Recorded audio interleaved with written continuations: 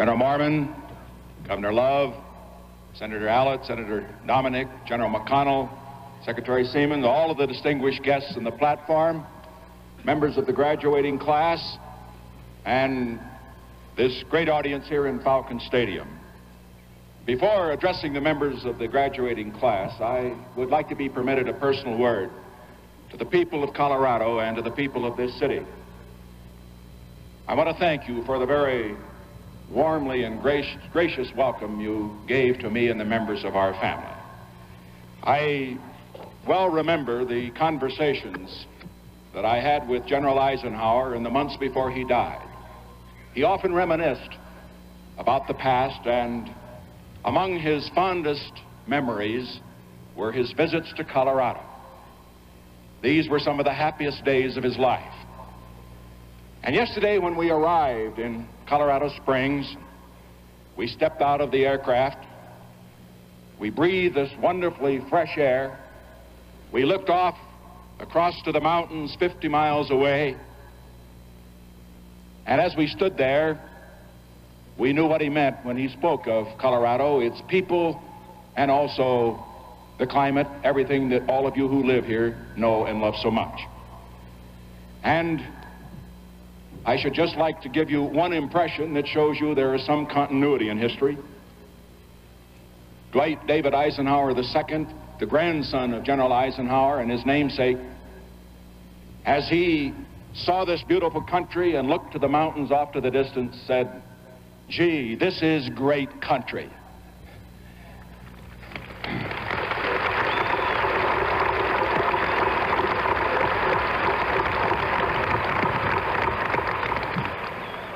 And I want you to know that I agree, and I congratulate the Air Force for having the good judgment to locate the Air Force Academy here in Colorado Springs.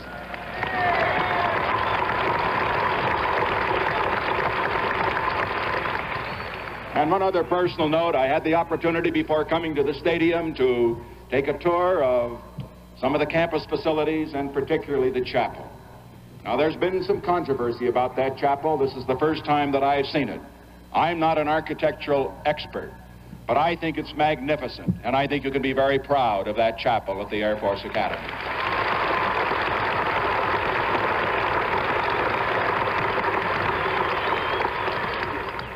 And now, if I could address the members of the graduating class. For each of you and your parents and your countrymen, this is a moment of quiet pride. After years of study and training, you have earned the right to be saluted. But you are beginning your careers at a difficult time in military life. On a fighting front, you are asked to be ready to make unlimited sacrifice in a limited war. On the home front, you are under attack from those who question the need for a strong national defense, and indeed see a danger in the power of the defenders. You are entering the military service of your country when the nation's potential adversaries abroad have never been stronger, and when your critics at home have never been more numerous. It is open season on the armed forces. Military programs are ridiculed as needless, if not deliberate waste. The military profession is derided in some of the so-called best circles of America. Patriotism is considered by some to be a backward fetish of the uneducated and the unsophisticated. Nationalism is hailed and applauded as a panacea for the ills of every nation except the United States of America. And this paradox of military power is a symptom of something far deeper that is stirring in our body politic. It goes beyond the dissent about the war in Vietnam. It goes behind the fear of the military-industrial complex. The underlying questions are really these. What is America's role in the world? What are the responsibilities of a great nation toward protecting freedom beyond its shores? Can we ever be left in peace if we do not actively assume the burden of keeping the peace? When great questions are posed, fundamental differences of opinion come into focus. And it serves no purpose to gloss over these differences or to try to pretend that they are mere matters of degree. Because there is one school of thought that holds that the road to understanding with the Soviet Union and Communist China lies through a downgrading of our own alliances and what amounts to a unilateral reduction of our arms in order to demonstrate our good faith. They believe that we can be conciliatory and accommodating only if we do not have the strength to be otherwise. They believe that America will be able to deal with the possibility of peace only when we are unable to cope with the threat of war. Those who think that way have grown weary of the weight of free world leadership that fell upon us in the wake of World War II. They argue that the United States, is as much responsible for the tensions in the world as the adversaries we face. They assert that the United States is blocking the road to peace by maintaining its military strength at home and its defenses abroad. And if we would only reduce our forces, they contend, tensions would disappear and the chances for peace would brighten. America's powerful military presence on the world scene, they believe, make peace abroad improbable and peace at home impossible. Now, we should never underestimate the appeal of this isolationist school of thought. Their slogans are simplistic and powerful. Charity begins at home. Let's first solve our problems at home, and then we can deal with the problems of the world. This simple formula touches a responsive chord with many an overburdened taxpayer. And it would be easy for a president of the United States to buy some popularity by going along with the new isolationists. But I submit to you that it would be disastrous for our nation and the world. I hold a totally different view of the world, and I come to a different conclusion about the direction America must take. Imagine for a moment, if you will, what would happen to this world if America were to become a dropout in assuming the responsibility for defending peace and freedom in the world. As every world leader knows, and as even the most outspoken critics of America would admit, the rest of the world would live in terror. Because if America were to turn its back on the world, there would be peace that would settle over this planet. But it would be the kind of peace that suffocated freedom in Czechoslovakia. The danger to us has changed, but it has not vanished. We must revitalize our alliances, not abandon them. We must rule out unilateral disarmament, because in the real world it won't work. If we pursue arms control as an end in itself, we will not achieve our end. The adversaries in the world are not in conflict because they are armed. They are armed because they are in conflict and have not yet learned peaceful ways to resolve their conflicting national interests. And the aggressors in this world are not going to give the United States a period of grace into which to put our domestic house in order. Just as the crises within our society cannot be put on a back burner until we resolve the problem of Vietnam. The most successful solutions that we can possibly imagine for our domestic programs will be meaningless if we're not around to enjoy them. Nor can we conduct a successful piece of policy abroad if our society is at war with itself at home. There is no advancement for Americans at home in a retreat from the problems of the world. I say that America has a vital national interest in world stability, and no other nation can uphold that interest for us. We stand at a crossroad in our history.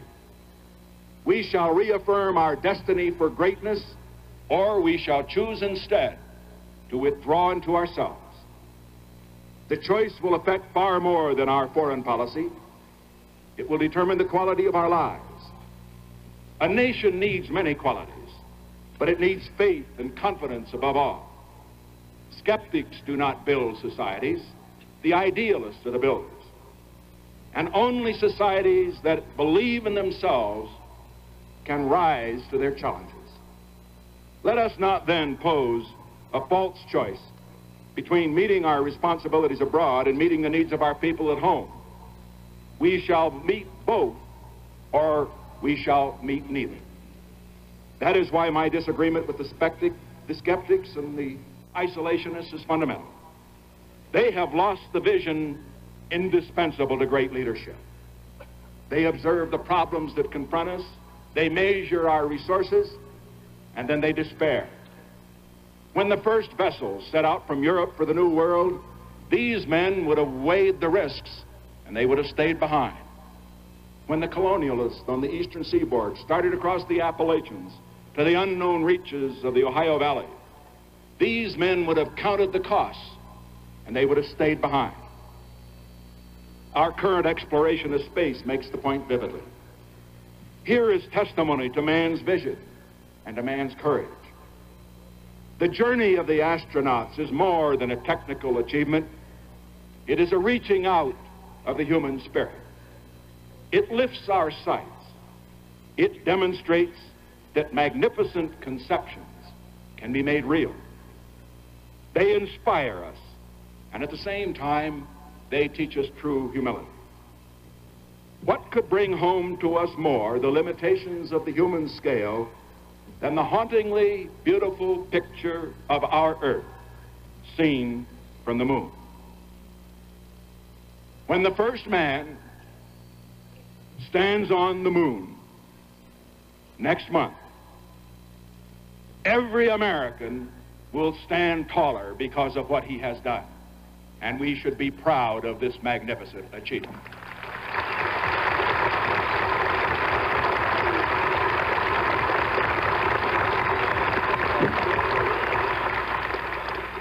We will know then that every man achieves his own greatness by reaching out beyond himself. And so it is with nations. When a nation believes in itself, as Athenians did in their golden age, as Italians did in the Renaissance, that nation can perform miracles. Only when a nation means something to itself can it mean something to others. That is why I believe a resurgence of American idealism can bring about a modern miracle.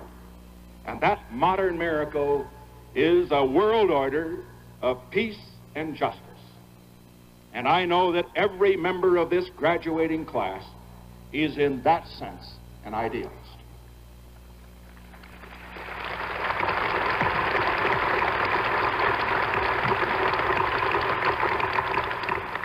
However, I must warn you that in the years to come, you may hear your commitment to America's responsibility in the world derided as a form of militarism. It is important that you recognize that straw man issue for what it is, the outward sign of a desire by some to turn America inward and to have America turn away from greatness. I am not speaking about those responsible critics who reveal waste and inefficiency in our defense establishment, who demand clear answers on procurement problems, who want to make sure a new weapons system will truly add to our defense. On the contrary, you should be in the vanguard of that movement. Nor do I speak of those with sharp eyes and sharp pencils who are examining our post-Vietnam planning with other pressing national priorities in mind. I count myself as one of those. But as your commander-in-chief, I want to relay to you, as future officers of our armed forces, some of my thoughts on these great issues of national moment. I worked closely with President Eisenhower for 8 years. I know what he meant when he said, we must guard against the acquisition of unwarranted influence, whether sought or unsought, by the military-industrial complex. Many people conveniently forget that he followed that warning with another. We must also be alert to the equal and opposite danger that public policy could itself become the captive of a scientific, technological elite. And we sometimes forget that in that same farewell address, President Eisenhower spoke of the need for national security. He said, a vital element in keeping the peace is our military establishment. Our arms must be mighty, ready for instant action, so that no potential aggressor may be attempted to risk his own destruction. And I say to you, my fellow Americans, let us never forget those wise words of one of America's greatest leaders.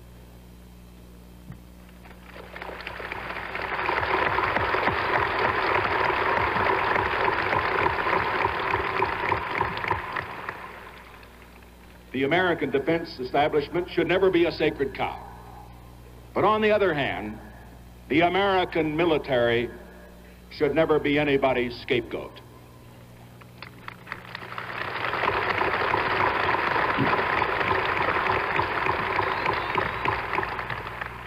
America's wealth is enormous, but it's not unlimited. It's not limitless. Every dollar available in the federal government has been taken from the American people in taxes.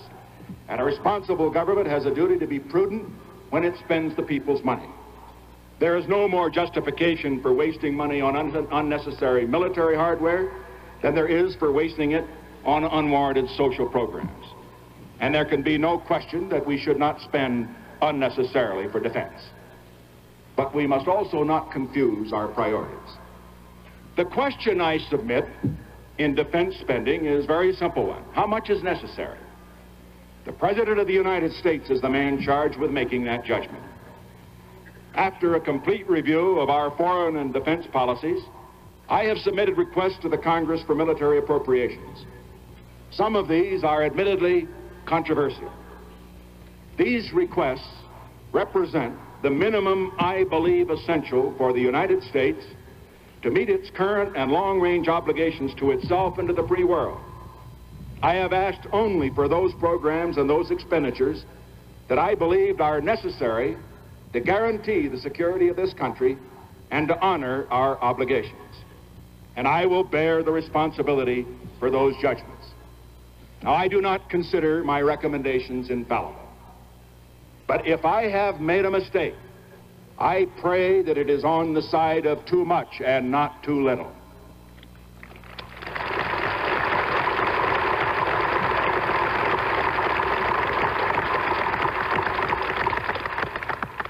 If we do too much, it will cost us our money.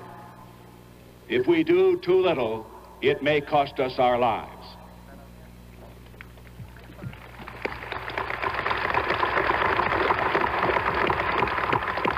Mistakes in military policy today can be irretrievable. Time lost in this age of science can never be regained. America had months in order to prepare and to catch up in order to wage World War I. We had months and even years in order to catch up so that we could play a role in winning World War II. When a war can be decided in 20 minutes, the nation that is behind will have no time to catch up. And I say, let America never fall behind in maintaining the defenses necessary for the strength of this nation.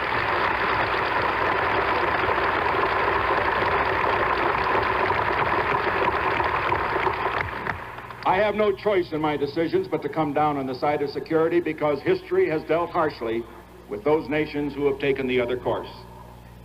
And so in that spirit, to the members of this graduating class, let me offer this credo for the defenders of our nation.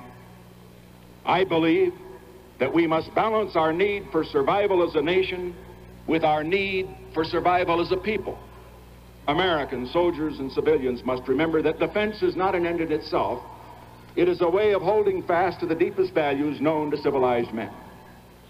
I believe that our defense establishment will remain the servant of our national policy of bringing about peace in the world, and that those in any way connected with the military must scrupulously avoid even the appearance of becoming the master of that policy.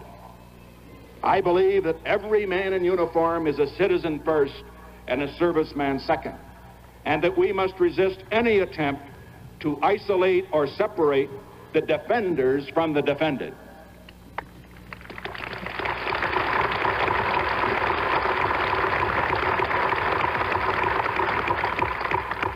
So that you can see that in this regard, those who agitate for the removal of the ROTC from college campuses only contribute to an unwanted militarism.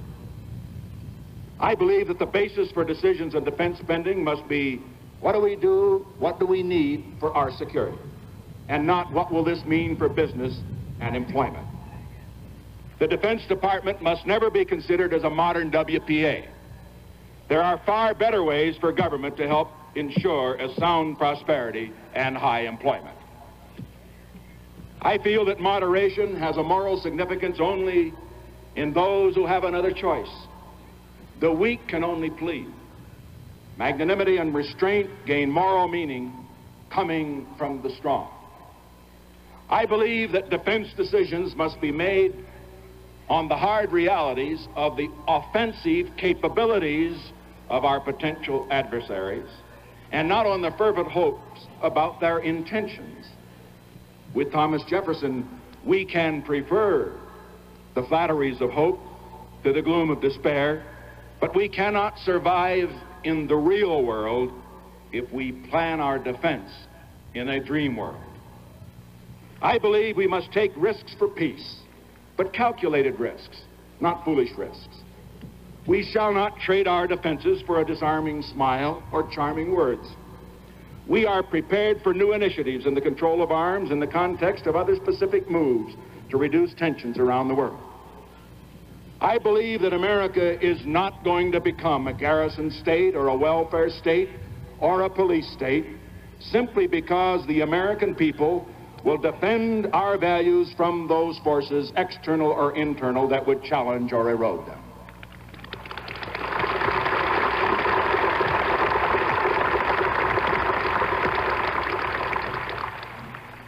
And I believe this above all, that this nation shall continue to be a source of world leadership, a source of freedom, strength, in creating a just world order that will bring an end to war. Members of the graduating class and your colleagues in the academy, a president shares a special bond with the men and women in the nation's armed forces. He feels that bond strongly at moments like these, facing all of you who have pledged your lives, your fortunes, and your sacred honor to the service of your country. And he feels that bond most strongly when he presents the Medal of Honor to an 8-year-old boy who will never see his father again. Because of that bond, let me say this to you.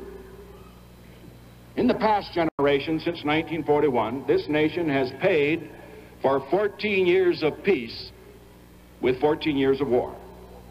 The American war debt of this generation has been far greater than all of the preceding generations in America's history. In terms of human suffering, this has been the costliest generation in the 2 centuries of our history.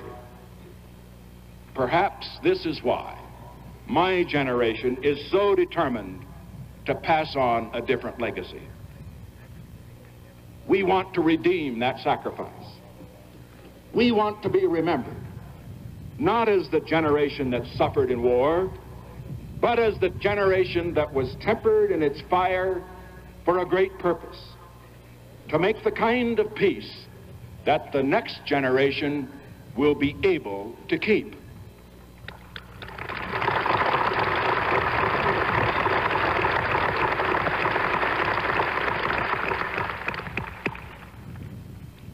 This is a challenge worthy of the idealism which I know motivates every man who will receive his diploma today. I am proud to have served in the armed forces of this nation in a war which ended before the members of this class were born. It is my deepest hope and my belief that each of you will be able to look back on your military career with pride, not because of the wars in which you have fought, but because of the peace and freedom which your service will make possible for America and the world.